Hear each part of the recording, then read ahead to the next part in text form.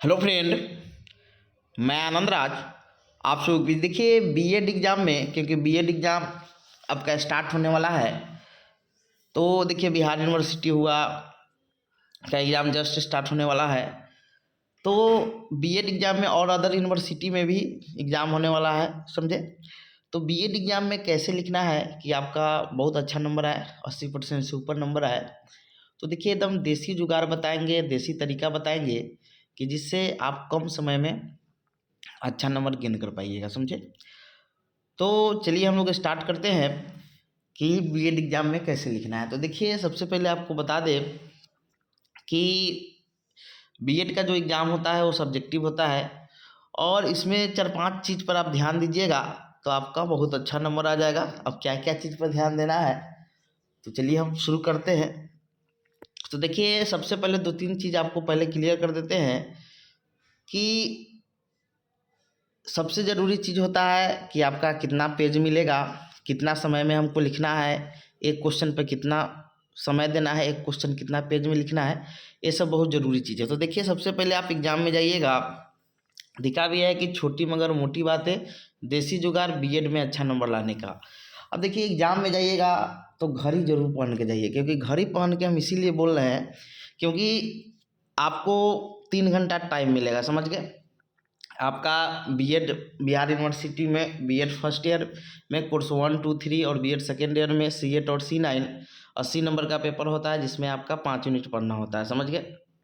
जिसमें आपका 10 क्वेश्चन होगा, 5 क्वेश्चन का जवाब देना रहता है। तो आपको 5 क्वेश्चन 3 घंटा यानी 180 मिनट हुआ। तो आपको कितना मिनट एक क्वेश्चन पर देना है, तो इसके लिए आपके लिए घड़ी होना बहुत ज़रूरी है। तो कोशिश कीजिए, आगे बताएंगे कि कितना आपको लिखना है, कैसे क्या करना है, एक क्वेश्चन को कितना पेज में लिखना है, कितना टाइम देना है, ये सब बहुत ज़रूरी चीज़ है। तो कोशिश कीजिएगा आप लोग क्या कि घड़ी जरूर लेकर जाइएगा, समझ गए।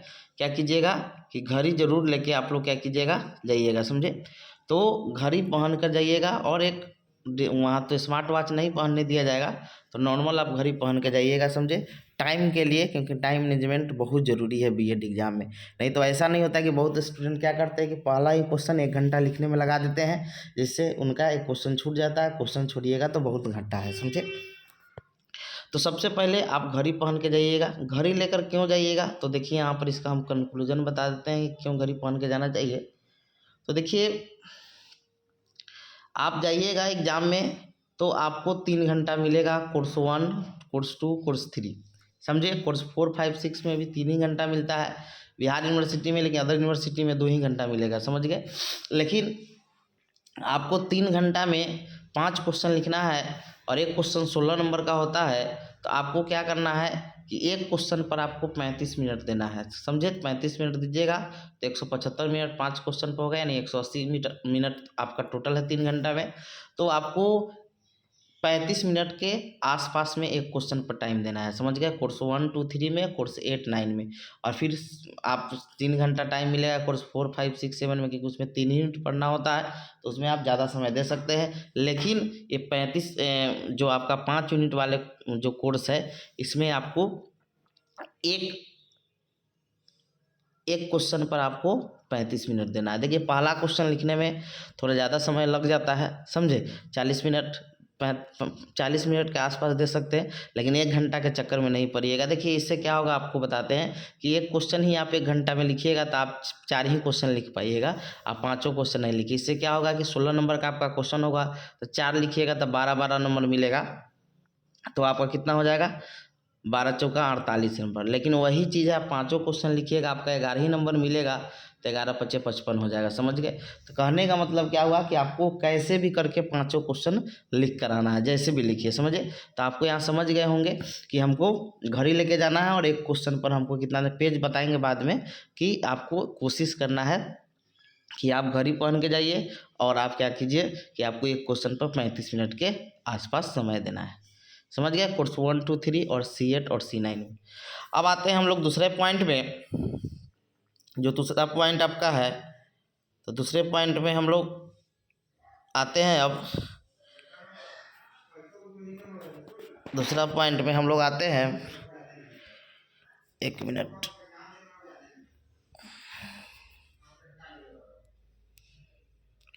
एक मिनट रुक जाइए।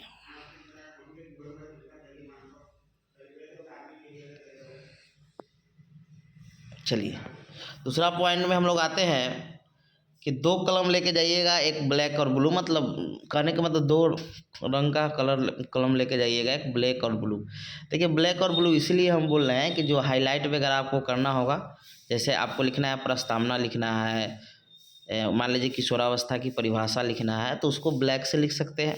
मान लीजिए कोई आपको लगे जैसे किशोरावस्था संघर्ष एवं तूफान की अवस्था है, इसको ब्लैक पेन से लिख सकते हैं। डिफिनीशन लिखना है कि जैसे महात्मा गांधी के अनुसार शिक्षा की परिभाषा, तो महात्मा गांधी को आप ब्लैक से लिख सकते हैं। और जो आंसर लिखिएगा समझे, उसको आप लिखिएगा ब्लू से। तो एग्जाम में जाइएगा तो दो कलम यूज कीजिएगा, ब्लैक और ब्लू पेन लेकर जाना है, ब्लैक से हाईलाइट करना है, ब्लू से लिखना है। जो बहुत ज़रूरी चीज़ है, आपको दो कलम से लिखिएगा तो आपको जो कॉपी चेक करेंगे उनको देखने में भी अच्छा लगेगा। तो एग्जाम में क्या करना है, ब्लैक और ब्लू दो कलर का पेन लेके जाना है।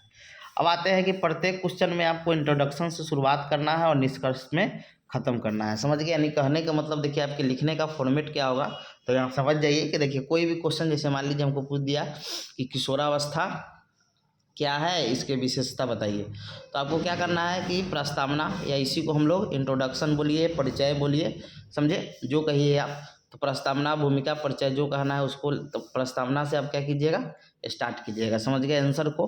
और कोशिश कीजिए क्या कि प्रस्तावना के बाद उसका अर्थ परिभाषा लिखने का, समझे। फिर अर्थ परिभाषा के बाद फिर लास्ट में, अब जो क्वेश्चन में करा है विशेषता, तो विशेषता लिखिए। और फिर लास्ट में आपको क्या करना है, निष्कर्ष लिखना है। यही क्वेश्चन लिखने का आपका फॉर्मेट होना चाहिए कि प्रस्तावना लिखिए, फिर उसका अर्थ परिभाषा लिखिए, फिर क्वेश्चन में बोल रहा है विशेषता लिखिए, और फिर निष्कर्ष। कितना पेज लिखना है वो भी बताएंगे, समझे।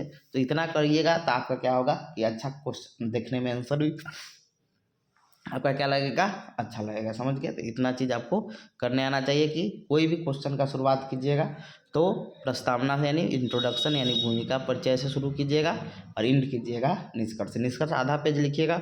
निष्कर्ष में उसी चीज़ का जो लिखे हों उसी में से अच्छा बात को निष्कर्ष में लिखा जाता है कि उपरोक्त विवरण से स्पष्ट होता है कि किशोरावस्था जीवन का सबसे गोल्डन एज यानी स्वर्णिम समय है, क्योंकि इसमें बच्चा को सुधारने के लिए, मतलब बिगड़ गया तो खराब हो जाता है, और क्योंकि ये आंधी तूफान की अवस्था है, ये सब चीज़ उसमें अच्छा बात को लिख सकते हैं। समझ गए? तो आपको कोशिश करना है कि प्रस्तावना से शुरू करें और एंडिंग किस पर हो, तो निष्कर्ष यानी कंक्लूजन पर एंडिंग हो। अब देखिए अच्छे राइटिंग तथा सजा कर लिखिएगा। कहने का मतलब क्या हुआ कि ऐसा नहीं लिखिएगा कि साफ पता चले, राइटिंग भी उतना नहीं बने, लेकिन एक मीडियम में ऐसा कि उनको पढ़ा जा सके, समझे। क्योंकि फास्ट में लिखिएगा तो थोड़ा अच्छा से लिखिएगा। आगे आते हैं, देखिए तो आपको बता दिए कोर्स 1, 2, 3 के प्रत्येक क्वेश्चन पर आपको 35 मिनट देना है, समझे, और पाँचों क्वेश्चन लिख कर आना है। समझ गए?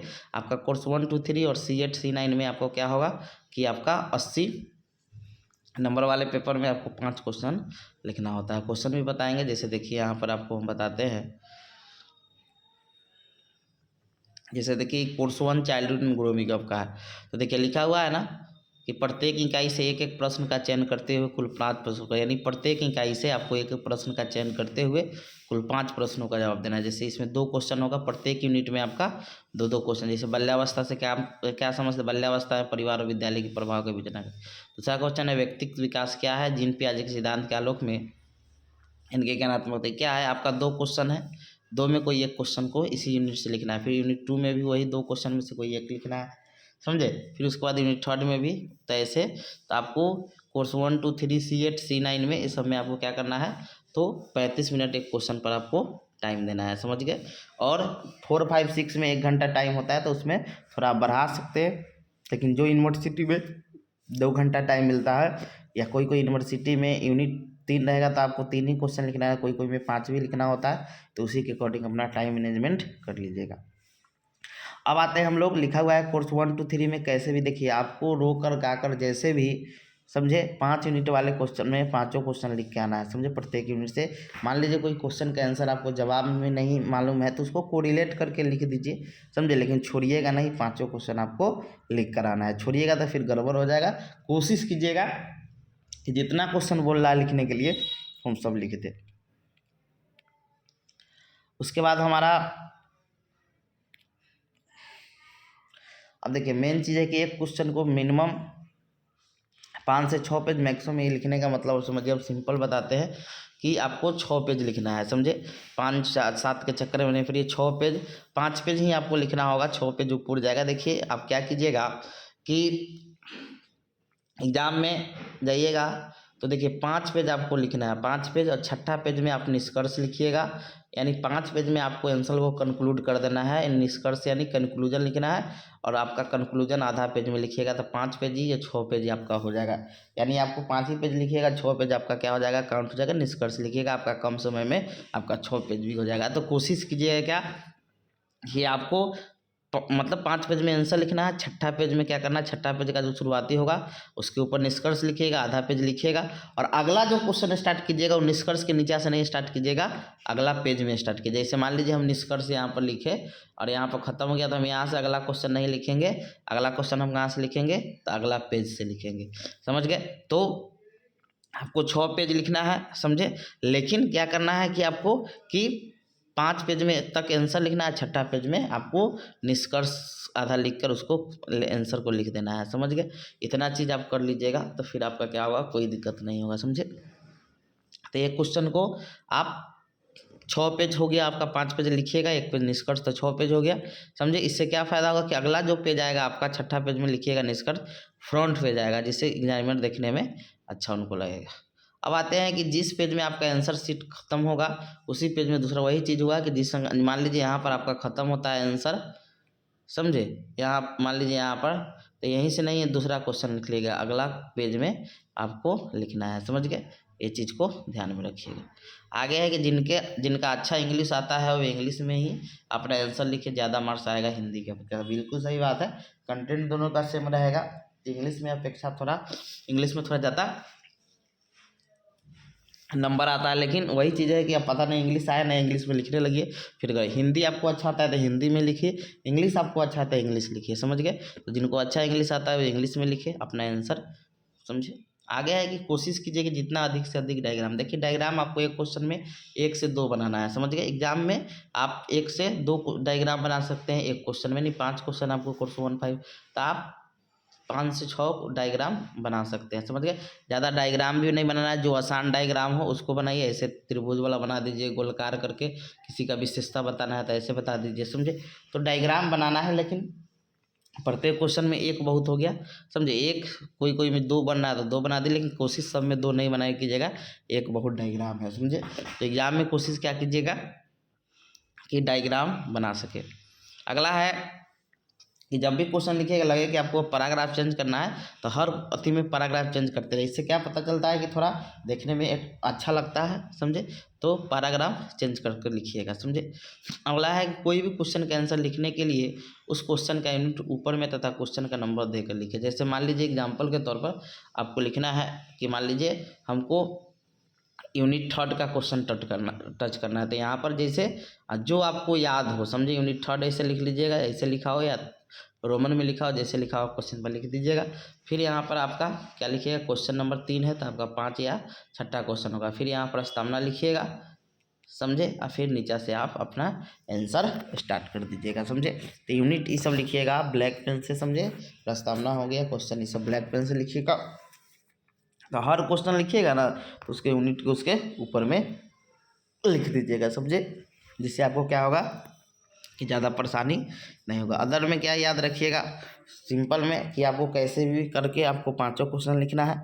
अगल बगल में ध्यान रखिएगा कोई चीट उट तो नहीं फेंका हुआ है। उसके बाद जो रोल नंबर वगैरह जो फिल करना होगा आपको, वो सब बहुत सावधानी से फिल कीजिएगा। जो साइन होता है, साइन तो वो लोग टाइम मतलब ठीक से कीजिएगा, हड़बड़ गड़बड़ में लिखने के चक्कर में छोड़ नहीं दीजिएगा, समझे। इतना चीज़ कर लीजिएगा तो आपका क्या होगा कि बहुत अच्छा नंबर आ जाएगा, समझ गए। और कैसे भी करके हम VVI सब को उसका कर दिए हुए हैं, समझे। आप सब देख लीजिएगा, समझे। कैसे भी करके आपको जितना क्वेश्चन पूछा जा रहा है सभी क्वेश्चन का जवाब दीजिएगा। Thank you.